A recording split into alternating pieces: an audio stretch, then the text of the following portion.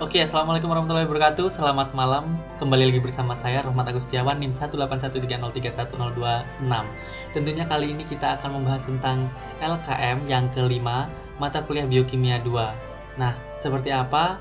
Eh, Sebelumnya saya ingin menginformasikan bahwa kemarin 2 hari yang lalu itu adalah hari libur, jadinya kita tidak upload video kayak gitu. Jadi untuk upload videonya itu hari ini. Ini kemungkinan besar akan saya upload hari Selasa kayak gitu. Oke, langsung saja untuk LKM 5-nya. Tentunya kali ini juga saya akan membahas mengenai poin-poinnya saja ya, karena eh, video-video yang sebelumnya itu terlalu panjang untuk pembahasan tiap-tiap soalnya kayak gitu.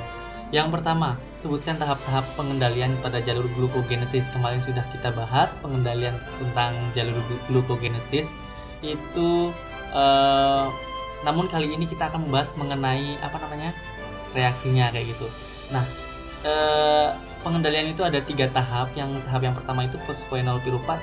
Pirufat dibentuk dari asam pirufat melalui pembentukan asam oksaloasetat kayak gitu. Jadi asam asam pirufat akan dibentuk menjadi asam oksaloasetat, tentunya dengan disertai dengan ADP dan ATP yang berubah kayak gitu, dan ada hidrogen sebagai eh, penstabil muatan. Nah, asam oksaloasetat ini nanti akan direaksikan dengan GTP atau guanosin trifosfat, akan menjadi fosfoenol pirufat tentunya, ditambah guanosin difosfat plus karbon dioksida. Nah, GTP dan GDP ini nanti bentuknya bukan senyawa tapi dalam bentuk energi. Seperti itu. Itu reaksi tahap yang pertama. Dilanjutkan tahap yang kedua itu fruktosa 6-fosfat dibentuk dari fruktosa 1,6-difosfat dengan cara dihidrolisis oleh enzim fruktosa 1,6-difosfatase. Jadi reaksinya adalah fruktosa 1,6-difosfat ditambahkan dengan H2O menjadi fruktosa 6-fosfat ditambahkan fosfat. Ini ada, kalau kalian bayangkan, ada 2 atom fosfat sebagai gugus alkil, bukan alkil sih, intinya gugus kalau di karbon dioksida, hidrokarbon itu gugus alkil kayak gitu. Jadi nanti dia akan dihidrolisis, dipecah, fosfatnya dihilangkan satu dengan tentunya di sini harusnya ada enzim. Enzimnya apa? Enzimnya adalah fruktosa 1,6-difosfatase. Untuk reaksi yang ketiga adalah glukosa dibentuk dengan cara hidrolisis glikosa 6-fosfat dengan katalis glukosa 6-fosfatase. Tentunya untuk mendapatkan glikosa 6-fosfat ini didapatkan dari fruktosa 6-fosfat yang ada di yang kedua kayak gitu. Jadi tahap yang kedua ini akan menghasilkan fruktosa. Nanti fruktosa 6-fosfat akan dijadikan glikosa 6-fosfat. Lalu glikosa 6-fosfat di tahap yang ketiga ini akan dihidrolisis menjadi glukosa. Nah, hidrolisis ini nanti akan membutuhkan enzim yang berupa katalis glukosa 6-fosfatase kayak gitu. Teman-teman ingat yang bernama ase itu berarti enzim ya. Jadi itu aja untuk nomor 1. Yang nomor 2, lanjut. Apa perbedaan transkripsi, translasi dan dalam sintesis protein? Nah, ini tentunya sangat identik dengan DNA atau RNA. Nah, benar. Jadi transkripsi dan translasi merupakan 2 tahapan yang keduanya ini ada di dalam proses sintesis protein.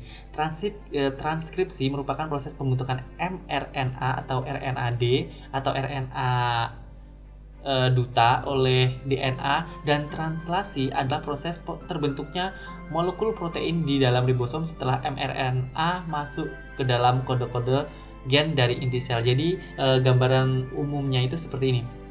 Di sini ada DNA ya, DNA. Nah, di dalam DNA ini nanti dia akan ditranskrip. Jadi di dalam DNA ini akan ditranskrip. Saya punya apa ya? Ini misalkan ini ada DNA ya, ada DNA. Di sini ada DNA. Nah, DNA ini rupanya dia kayak berbelit-belit gitu kan biasanya. Nah ini ketika dia ditranskripsi, kalau transkrip itu berarti dia menerjemahkan. Nah DNA ini akan diterjemahkan menjadi RNA duta kayak gitu. Ya, ini yang ungu ini adalah RNA dutanya, anggap saja seperti itu. Nah ketika dia sudah menghasilkan RNA duta, di sini kan berarti dia kode dari transkripsi dari DNA tadi. Nah, ketika kode transkripsi dari DNA ini memasuki inti sel, masuk ke ini inti selnya, masuk. Nah, di sini yang dimaksud dengan translasi kayak gitu, itu proses itu sangat erat kaitannya dengan sintesis protein. Oke. Thank you, Rob. Yang selanjutnya adalah 3. Jelaskan protein kinase, glikolisis inaktif, dan sebutkan enzim-enzim yang terlibat dalam reaksi yang terjadi pada fosforilasi oksidatif. Ini sudah ada fosforilasi oksidatif tahapannya, namun rasanya ini ada kaitannya dengan yang saya jelaskan kemarin. Kalau nggak salah mengenai glikolisis itu ada senyawa Pi. Ya, ada senyawa Pi juga. Protein kinase adalah suatu famili enzim. Ini kita menjelaskan protein kinase terlebih dahulu, yang aktivasinya bergantung pada tingkat seluler AMP siklik. Protein kinase berfungsi di dalam sel antara lain untuk regulasi glikogen, gula, dan metabolisme lipid. Itu untuk pengertian dari protein kinase. Jadi protein kinase ini karena dia namanya akhirnya itu ada ase, berarti dia merupakan enzim. Enzim yang berfungsi sebagai apa? Sebagai regulator untuk glikogen, gula, dan metabolisme lipid kayak gitu. Untuk yang B itu glikolisis inaktif. Glikolisis inaktif adalah proses anaerobik yang memecah satu molekul glukosa menjadi 2 molekul asam pirufat. Maksud dari inaktif ini teman-teman tahu, glikolisis inaktif namanya aja udah inaktif, berarti dia tidak bereaksi secara aktif. Nah, fokus utama kita pada pembahasan glikolisis inaktif ini adalah dari satu molekul glukosa menjadi 2 molekul asam pirufat. Jadi dia secara keseluruhan itu jika dia tidak terganggu apa-apa, tidak bereaksi dengan senyawa lain, dia disebut sebagai glikolisis inaktif kayak gitu. Untuk yang C, enzim yang terlibat adalah enzim dehidrogenase, kemudian hidrolisis oleh enzim flavoprotein. Nah, ini enzim-enzim yang terlibat dalam fosforilasi oksidatif. Ada enzim dehidrogenase dan enzim flavoprotein. Enzim dehidrogenase ini banyak sekali macamnya, tergantung dari reaksi yang terjadi. Misalkan jika ada jika ada senyawa yang keluar hidrogen, dehidrogenase, berarti dia akan kehilangan hidrogen, itu berarti dia ada enzim dehidrogenasenya. Cuma kalau misalkan atomnya itu ada, sebagai contoh saja ya. Nah, misalkan kayak gini. Fruktosa 16 difosfat. Fruktosa 16 difosfat ini akan kehilangan satu hidrogen. Berarti dia namanya nanti enzimnya adalah fruktosa 16 difosfat dehidrogenase gitu. Itu untuk ketiga masalah ini. Yang nomor 4, apa peran suksinat dan fumarat dalam siklus berikut? Ini siklus transport elektron, kalau nggak salah kemarin sudah saya jelaskan ya. Jadi kalau kemarin itu NAD, NADH, suksinat, fumarat. Rasanya ini dibalik. Jadi kalau kemarin itu fosforilasi, rasanya ada di sini. Oh, nggak ada. Sorry. Jadi fumarat dan suksinat ini akan berlangsung di kompleks yang kedua, yang paling kecil namun yang penting, sangat penting kayak gitu. Jadi di sini enzim yang terikat pada membran. Nah, jadi di sini ada suksinat dan fumarat. Karena suksinat ini akan direduksi menjadi fumarat, dia akan mengeluarkan energi. Energinya ini nanti akan dia digunakan untuk senyawa quinon untuk mentransfer elektron. Mana sih? Oh ini. Ya, jadi ini panah-panah biru ini dia merupakan jalur elektron yang ada kayak gitu. Titik kedua, titik masuk kedua. Maksud titik masuk kedua itu berarti titik masuk kedua elektron dari elektron yang kompleks ke-1 ditransfer ke kompleks yang kedua. Karena succina dan fumarat ini ada di kompleks yang kedua, berarti dia merupakan titik transfer yang kedua. Berisi 5 gugus prostetik dari 2 jenis dan 4 subunit protein yang berbeda. Ini rasanya kemarin sudah pernah saya jelaskan, itu ada 4 subunit yang berbeda.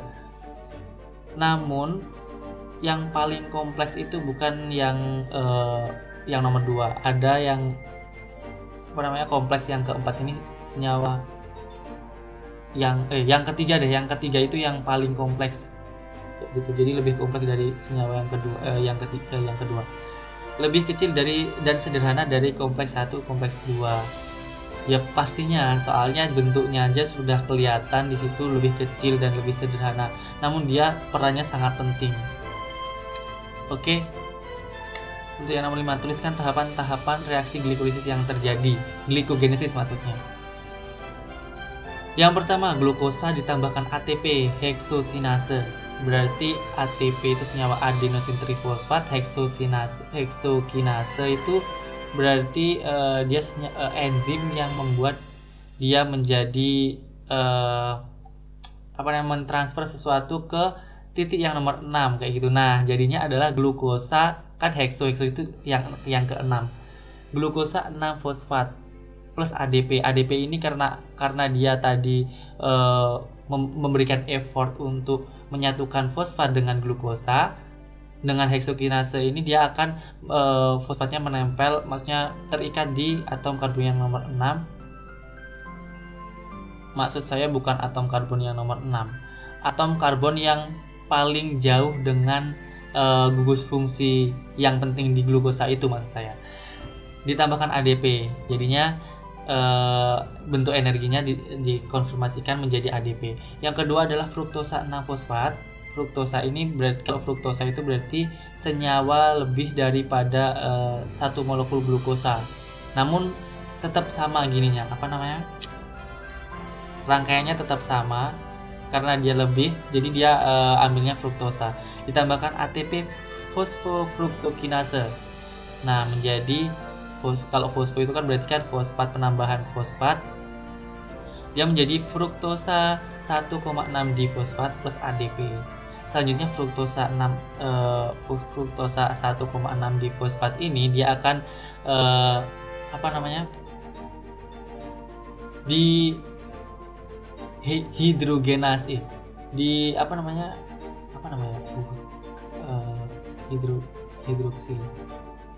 hidrogenasi ya benar, hidrogenasi. Dia dihidrogenasi sampai membentuk fosfoenol pirufat. Kan dia ada gugus fungsi alkoholnya di sini.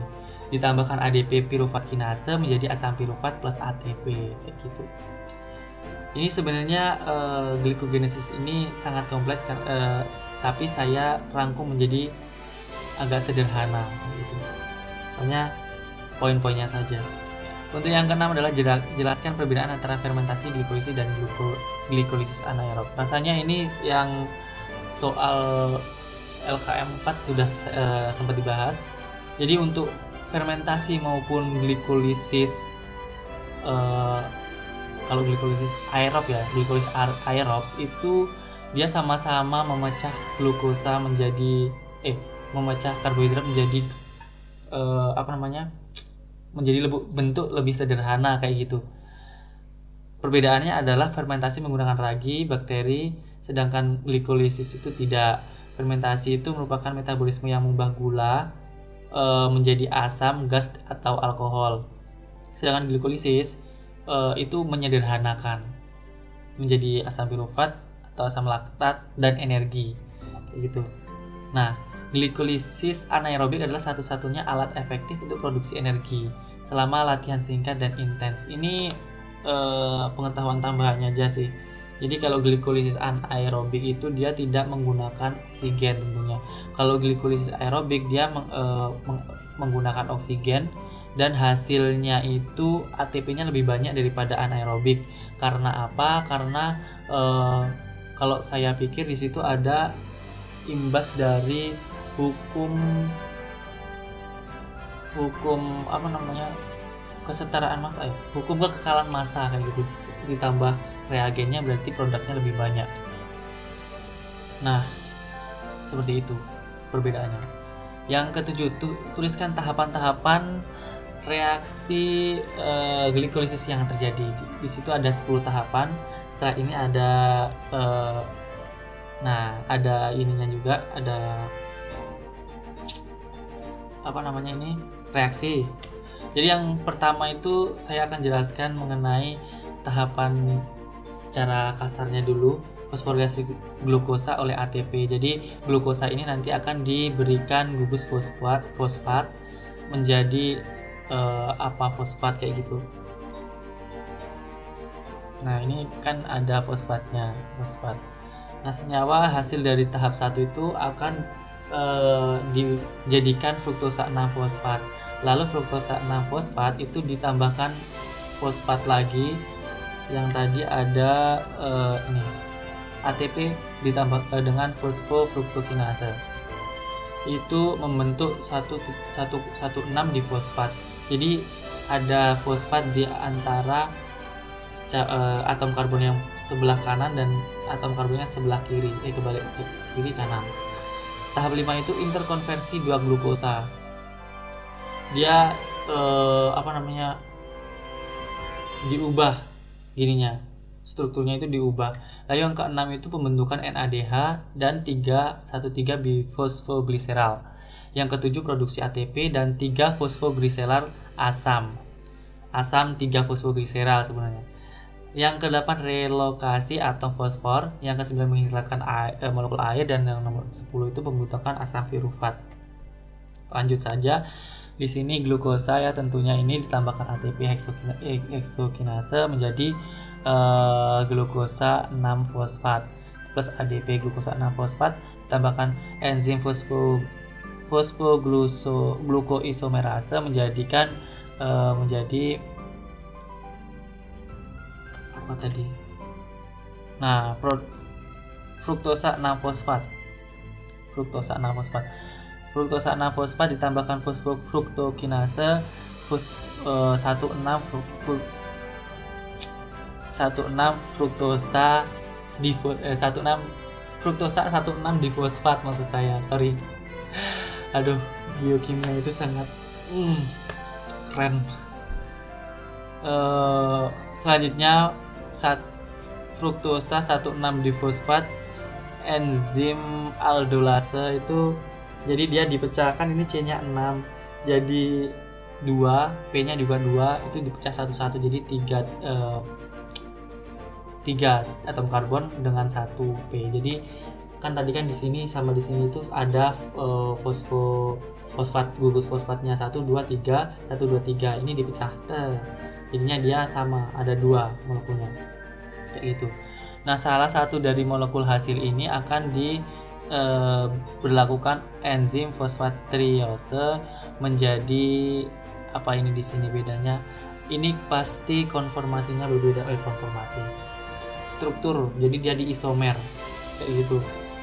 Lalu enzim fosfatdihidrogenase triose ditambahkan ini NAD plus H, itu NAD plus nih ya, jadi kurang, jadi 2 NADH 2H plus enzim fosfatdihidrogenase triose plus fosfat triselaldehida plus senyawa ini senyawa utamanya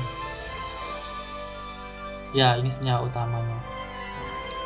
Nah, selanjutnya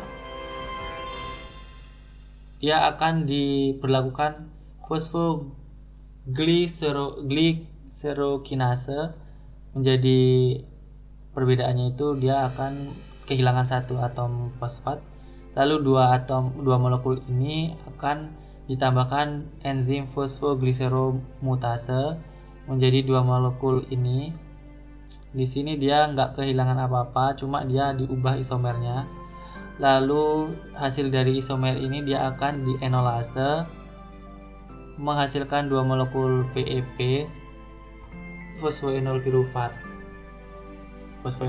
dan peroksida. Kok peroksida ya? Tapi nggak apa-apa lah peroksida. Rasanya ini H2O aja. Dia karena di sini dia menghilangkan air. Tahap ke-9 ini menghilangkan air, ini bukan peroksida ya, sorry. Di sini H2O. Untuk 2 molekul PEP atau fosfoenol pirufat ini dia akan ditambahkan 2 ADP plus enzim pirufat kinase menjadi molekul asam pirufat 2. Capek banget kalau bahas mengenai langkah-langkah. Yang ke-8, ada berapa sifat dalam proses glikolisis ini, dan tuliskan ke semua sifat yang terjadi. Yang pertama adalah dapat berlangsung secara aerob maupun anaerob. Yang kedua, dalam glikolisis terdapat kegiatan enzimatis dan adenosin trifosfat serta adenosin difosfat. Ini maksudnya adalah dia kegiatan itu bersangkut paut dengan enzim. Kalau nggak ada enzim dia nggak jalan, dan juga energinya itu dibentuk di dalam bentuk ATP ataupun ADP. Nah, ATP dan ADP ini nanti akan ditransfer secara terus-menerus dari tahap ke tahap kayak gitu. Jadi dia sebagai sebagai senyawa penghantar energi. Yang ke-9, tuliskan tahapan pengendalian dari siklus Krebs berikut. Yang pertama di sini 1, dia pembentukan asam sitrat. Asetil KOA dia akan melepaskan KOA plus H itu menjadi sitrat. Lalu yang kedua tahap isomerase sitrat. Jadi sitrat itu dia diisomer misalkan atom C-nya gini ya, dia langsung ke sini kayak gitu, isomer intinya kayak gitu. Itu ada di kimia organik. Isomer jadi isositrat, namanya isomer berarti di isositrat hasilnya. Ya, tahap ketiga isositrat dehidrogenase. Jadi dia dihilangkan isositratnya ini, dihilangkan dehidrogenase. Dehidrogenase itu berarti hidrogennya keluar. Tentunya mengeluarkan karbon dioksida, dan NAD+ di sini dia akan menjadi NADH plus H+. Karena apa? Karena dia mengeluarkan H+. Dehidrogenase karena menjadi alfa ketoglutarat. Nah, tahap keempat itu alfa ketoglutarat dehidrogenase kompleks. Nah, di sini dia dienzimasi oleh ini kompleks. Jadinya dia akan karena dia dehidrogenase lagi, dia menambahkan H+-nya itu terikat pada NAD menjadi NADH plus H+. Nah, di sini dia akan membutuhkan CoA SH menjadi suksinil KOA kayak gitu. Nah, tahap kelima itu suksinat tikonase. Dia mengeluarkan yang sebelumnya itu menjadi suksinat. Suksinat. Belum menjadi suksinat. Dia masih ada di sini, ada senyawa intermediate. Kemarin kita bahas kan intermediate. Nah, di senyawa intermediate di sini dia akan GTP itu guanosin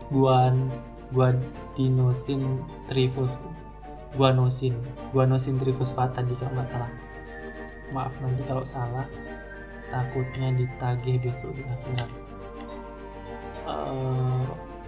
GDP. Nah, ini guanosin trifosfat dan guanosin difosfat.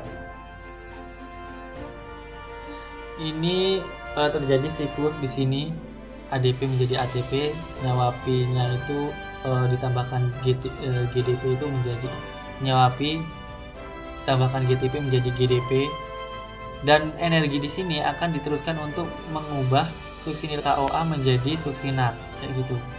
Ini tahap kelima ya. Lalu tahap keenam suksinat dehidrogenase, FAD menjadi FADH2, dia mengeluarkan hidrogen menjadi fumarat.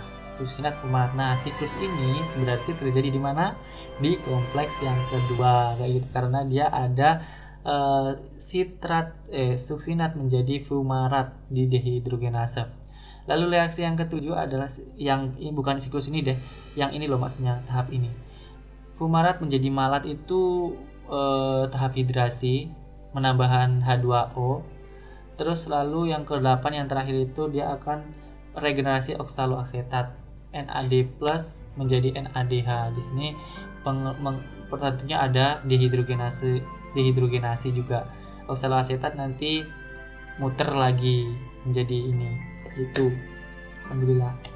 Yang ke-10 ini yang terakhir kayaknya. Nah, jelaskan pengendalian yang terjadi dalam masing-masing proses glikogenesis. Ini sudah sempat kita bahas, intinya di dalam hati itu dapat membuat glukosa melalui glukogenesis dan menggunakan glukosa melalui glikolisis kayak gitu. Jadi glukosa yang dibuat dari glukogenesis itu dirombak digunakan menjadi asam dan seterusnya itu melalui glikolisis dan glukogenesis. Intinya ada sel otot dan pembuluh darah dan hati kayak gitu. Yang pertama, bila kadar glukosa dan insulin darah turun, asam lemak dimobilisasi dari cadangan jaringan adipose dan aktivitas oksidasi dalam hati meningkat. Berarti aktivitas di dalam hati meningkat, berarti dia glikogenesis. Perubahan konsentrasi fruktosa bisfosfat sejajar dengan perubahan untuk glukosa dan insulin, yaitu konsentrasinya meningkat bila glukosa banyak dan berkurang bila glukosa langka. Jadi dia menyesuaikan, kalau banyak ya meningkat, kalau berkurang berarti dia langka. Bila kadar glukosa turun, peningkatan glukagon mengakibatkan penurunan konsentrasi fruktosa bisfosfat. Nah, konsentrasi fruktosa bisfosfat ini dia akan menjadi radar dan penghambat yang sederajat pada glikolisis dan pengaktifan gluconeogenesis kayak gitu. Jadi ini saling memberikan sinyal, kalau misalkan kurang ya ditambah, kalau misalkan lebih ya berhenti kayak gitu. Ini pengendaliannya. Itu aja dari LKM 5, seru banget tentang glikogenesis ya. Sorry kalau misalkan pembahasannya itu kurang dapat. Intinya dari saya sudah berusaha semaksimal mungkin agar bisa bermanfaat. Itu aja. Terima kasih dari saya, Roman Tago Setiawan 18135311026. Selamat malam, semoga barokah.